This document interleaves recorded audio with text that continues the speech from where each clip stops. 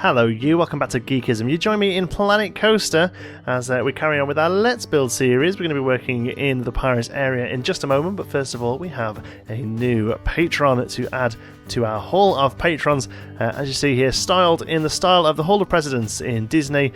This is where we put all our top tier patrons, and we have a name to add to the list. You'll see also, Michael, we've changed now Mr. Chunky22, so his name now matches the one we use on YouTube, so you probably recognise him. And we have one more to add, as if by random, purely by random, we've selected a new animatronic, and I'm terribly sorry, Susie, but you've got the widget. It's nothing personal. We just sort of run through them and stop, and if it's not one we've had before, we add it in. But thank you very much to Susie, who is actually, we're going to do them in capitals so they look a bit better. Susie is now added to the wall of patrons in the Hall of Patrons. Remember, if you'd like to see your name up on here or check out some of the other cool add-ons and bonuses you can get for being a patron, you can visit patreon.com/geekism. Right, let's jump over to our Let's Build and get cracking with the time lapse all the way over there. So, this is a bit of a mix and match episode, a little bit of a filler episode. There's a few different things we work on. The first thing we work on, and the name of the video, in fact, is the Rocktopus sign. We pretty much finished decorating the Rocktopus in the last episode as part of the entrance to the go-karts, but I did say in the video I wasn't too happy with the sign. So I've come back, had a little bit of a think about it, and made it a little bit more interesting. Excuse me, a little bit more interesting in my opinion, using the sign multiple times to give the idea of these tentacles spraying and splaying outside the edge of the sign. Much happier with it. I think it sits a lot nicer in the space, and also it's got that sort of, you know, a little bit of creative element that, you know, a lot of you people, what do you mean you people? A lot of you guys watch the channel for, so it's not too much detail, but just enough to make it look a little bit more developed than it was before. And also there's these awesome sort of paint splat signs. I've seen some great uses for this so far, but I thought here we could use it as a bit of a water spray effect. Trying to think about using this octopus in there somewhere. It's a bit too big, unfortunately. May end up going back and placing that somewhere else though. I didn't really think about it at the time, but that could probably work somewhere else. So we get rid of that, and instead there is a great fairy tale light that's almost got a tentacle. I think it's actually meant to be like a vine, but it's, you know, got a bit of a tentacle feel to it, so instead we place that on either side as well, and then it's just a case of copying a few of the pieces over so that it looks half decent on the other side as well. And obviously because of how the ride works, that works perfectly as a sort of hold on tight, exit this way kind of, you know, it completely makes sense that the sign is viewable on both sides. So I'm really happy with how that turned out in the end. And that's about it. A little bit of detail down the bottom, nothing gobsmacking, to be honest with you. I didn't want to use any of the piratey style ferns or the banana trees here because they're just too big. So instead we have a little bit of planting actually, and it's not something we've really done in the pirate area before, but I felt that because this is the sign for the ride, this bit of tree and foliage here should be really considered part of that sign. So we place a few other coloured plants in there, and then we go back and sort of choose some bluish colours to give them you know, a similar colour to the sign. And it looks like I've collapsed or something here. There we go. I didn't realise there was such a big gap there. I probably just nipped the loo or something. Sorry about that. So there we go. So we'll give those a bit of a bluey colour, and it just helps sort of tie in with the sign. Have a little look around, and the last thing I need to do is actually go back and change the colour of the ride itself. Quite happy with the colours of the ride, to be honest. Just wanted to make them a little brighter, so we go for a slightly lighter blue on the base there, and then a reddy and an orange there on the actual octopus part itself. So next up is the first shop. It's a Hats Fantastic stall, and what I'm going to be doing probably is maybe just one shop or two shops per video from now on. There isn't going to be a whole video where we just do stores, and they're just going to sort of stick one in the middle of each of the next few videos really, because whilst I do enjoy making them, they may get a little bit samey, and they're not really a huge sort of massive video I can advertise and throw around Reddit and say, wow, come and look at this. You know, with the go-karts worked really well because they were new, and we were like, hey, go-karts, come check them out. And hopefully when we do our dueling coasters, it'll be similar, you know, wow, cool new coasters, come check it out. You can't really get much of a buzz about they new shops, you know. So these next couple of videos are going to be a little bit fillery videos, really, where we just do some of the much needed work in the pirate area to really start pulling all those rides together. We've got the log flume that we do need to still finish off a little bit as well. We've got the Rocktopus, we've got the whirligigs, we've got the go karts, and they all just need tying together. All these little gaps need filling in. All these buildings need to be sort of tied in, and hopefully you guys will appreciate that and enjoy those little bits as much as I do, because this is the sort of stuff I think personally makes sort of an average park in this game into a really great park in this game. It's adding all these bits together and sort of having a nice amount of continuity throughout the areas. So I'm going for a bit of a fort style building here. Not all the shops are going to be this style. We're going to be going back into some of the stucco stuff, some of the lime plaster, thatch roofs, things like that. Consider using a few of the snowman hats here. They're just a bit too big, and I couldn't really get them to. I just didn't feel like they fit the pirate area enough. So we may look at doing that somewhere else in slightly less themed area. But here, I thought I'd stick to the sort of pirate stuff and just sort of go with it. So this is a really weird piece, this little fence. It's been in the game since launch, but I find it peculiar that there isn't a similar piece that's straight, so you can make full fences with them. But occasionally, if I can use it, I'll stick it in, because I do really like it. I think it's a nice texture and breaks up the spaces quite nicely. A couple of things I want to mention about Planet Coaster. They've announced that they're doing a boxed version of the game. You can actually go out and buy a CD soon. I may pick one of those up. As soon as I saw it, I was like, oh wow, I've got to get one of those. And then I thought about it and thought, well, that might well be 40 quid to have a DVD sit on the shelf. So I'm not too sure. If they announce that it's going to come with a little art book or something like that, I'll definitely pick it up 100%. But if it's literally just a box with a CD and a Steam code in there, I don't know. I'd love to hear your thoughts on that, guys. You know, is it something you're going to pick up? Or do you think it's just suitable for people who haven't already got the game on Steam? I'm not sure. The other thing I have picked up, though, is the Weightless EP, or album, really. It's a full album, and it's a lot of the songs that you hear whilst building in the game, and they're remixes or variation versions of the songs that have been done by JJ and Jim. And they're really lovely, actually. They're very mellow. Sorry, there was I tabbed out of the video and there was something on the screen that I couldn't really show you guys. Nothing rude or anything, just some information that was pertaining to something else. So sorry about that. Yeah, so the album Weightlessness, they're all relatively short tracks, like 2 minutes, 2.5 minutes, something like that. And they're the filler tracks that you hear behind the game while it's playing, just in between the main tracks. Very ambient sounds, just really nice, really mellow. It's like £4 or something. It's like £4 or something. It's not much at all. It's available from the Frontier website. So if, like me, you can't get enough Planet Coaster stuff, that's a great way to give yourself an extra little fix of Planet Coaster when you're not able to play the game. So we start working on the train station. This was the last thing we did in the western area, pretty much, was the train station. We're doing it a little bit before the end here because I kind of need it finished so that we can really look at the space around it. If you're looking at the train station from the path here, to the left you've got the 2 whirligigs that we're going to have to start working on soon. And to the right there's a big open space that quite frankly I have no idea what to stick there. I'm pretty sure it's going to be a flat ride. We've kind of done all the sort of obvious pirate flat rides with the whirligig, the pirate ship, the Rocktopus. So it's going to be a case of using one of the slightly less themed flat rides and maybe look at doing a ride skim for it. Now we have sort of no collision in 1.2. One thing I would like, I think, is maybe a bit of height. So maybe one of the drop rides or the observation-y type rides. I do worry that will sort of take away from the weenie that we've got at the back of the park there, which is the sort of ship on the mountain that's part of the log flume.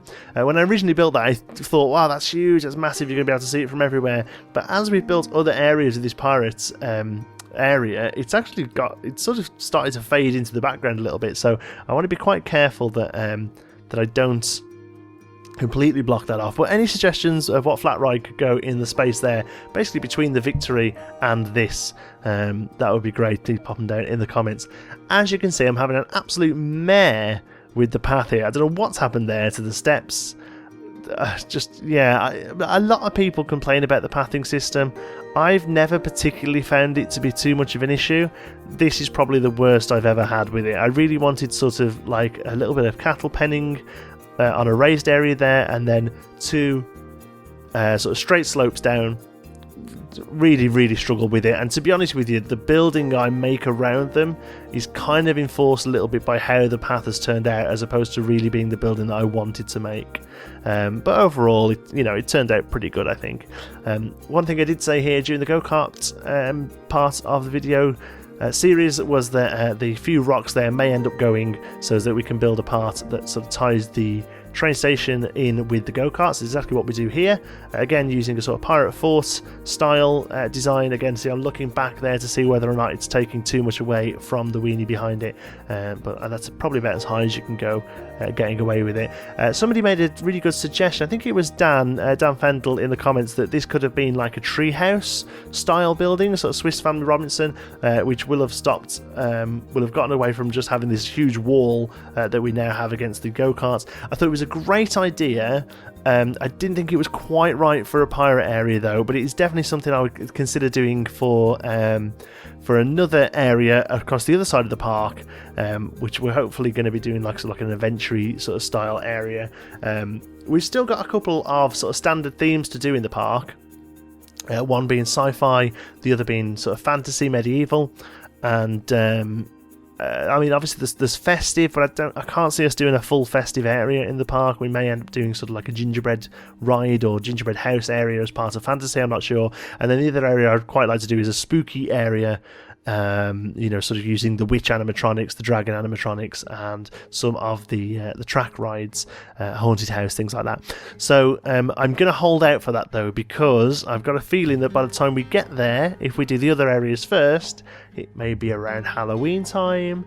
Maybe we could be having a Halloween DLC or a Halloween update. I don't know. I mean, obviously I have no idea what Frontier has planned, but I'm just going to leave that on the back burner, because I definitely think that the spooky theming that there is could really be fleshed out, and it would be a perfect timing for Frontier to do it as part of a Halloween update. So instead we're going to do the other areas, but one area I would like to try and do, although it isn't actually in the game, it's going to require making our own sort of scenery combinations, is kind of like an adventure, sort of tiki or Polynesian, jungle influences, things like that. So using a lot of this sort of sandstone, but doing a lot more work with it to make it a lot more decorative.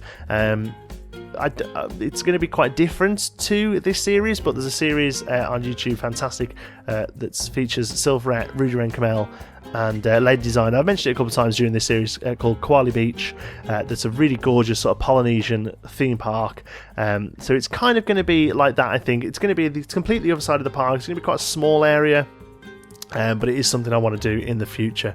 Anyway, I've kind of lost my train of thought here. We've kind of waffled on about different things. Oh yeah, we're building a train station for the pirate area. It still needs some work. Again, at the moment it looks a little bit sort of plonked down, kind of in the middle of nowhere, but again, it takes a little bit of time to do all the odd bits that sort of link all these areas together, and sort of tie in together until we decide what we're doing with the whirligig rides. I'm really not sure what we're going to do. One thing we do need to do is come up with a name for them, because we've actually called our chair swing in the western area the whirligig, so we do need to come up with a name for them.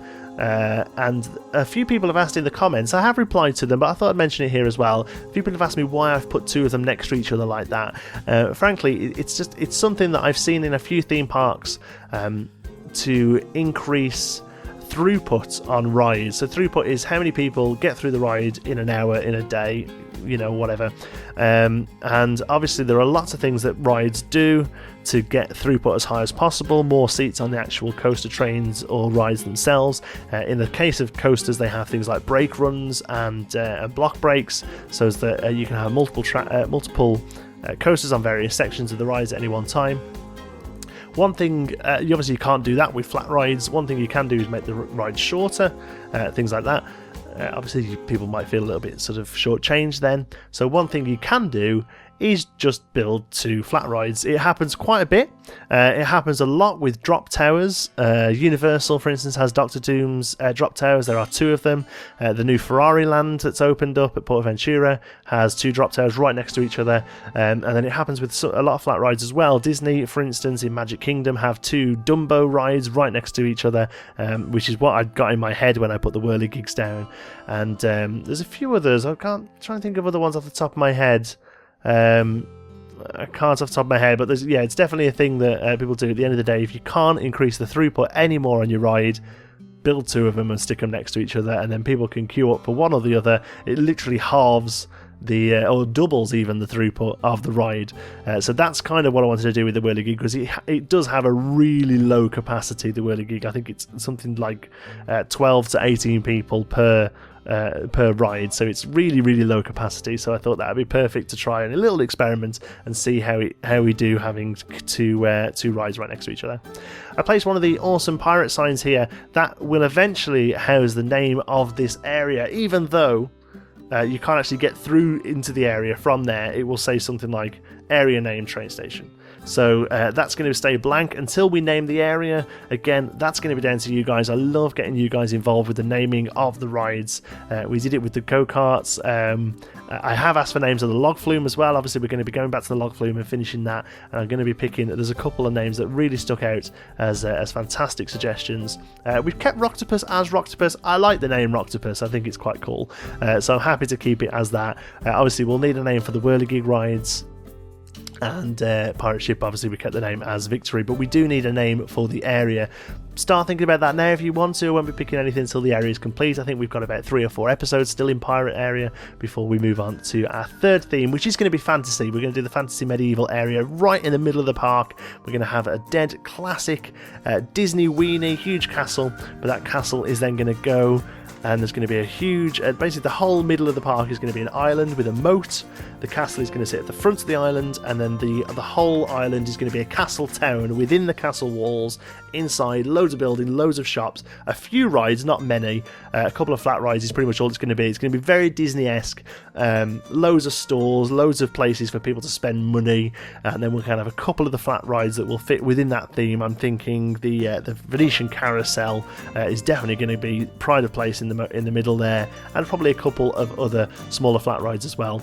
And then at the back left of the park, sort of kind of opposite or just to the side of the pirate area, is going to be our sci-fi area, and that's going to be our real sort of thrill seekers area. That's going to be where we have a lot of different coasters, some of the sort of more modern coasters as well, some of the launch coasters, maybe a drop coaster, that sort of thing, because I feel like they fit a lot nicer with the scenery of sci-fi. And then as we come around the circle, we'll have the sort of adventure area that we were talking about, and then the spooky area as well. And I think that's going to be pretty much this park complete. I say that, I still think we've got a good few months left in this park before we get there. And also, I hate to say it, but there's a big possibility that at some point my computer just decides not to be able to run it anymore. At the moment we're doing okay. I've emptied the park, so there's no guest in there at the moment, which just helps a little bit with FPS. It's still not a massive problem, it's still quite playable, and obviously most of these videos we do as a time lapse, so it shouldn't really affect you guys watching it too much either. So overall I'm okay, but I am very aware that the game could be optimized a little bit better, but also it's just a huge game and we're putting loads of detail in, so it totally makes sense that eventually my computer's going to start crying, but so far it's doing okay. Right, there we go. There is the finished build. We start off with the new sign for Rocktopus, and then on the side of the Rocktopus there we've placed one of our new shops, which is a hat's fantastic. Hopefully everyone coming off the log flume is going to dive straight there and buy a souvenir pirate hat because they enjoyed the ride so much. And then the train station as well still needs a bit of work on that, if I'm honest with you, but obviously we'll tie that in with the surrounding area once we decide what we're doing with it. Thank you very much for watching. I hope you've enjoyed it. If you have, you can give us a like. It really does help at the channel. And if you're not already, don't forget to subscribe. Any thoughts, queries or suggestions, pop them down in the comments. And if you fancy a chat, you can find me on Twitter. I'm at John T Sparrow. Thanks again for watching, and I'll see you in the next one.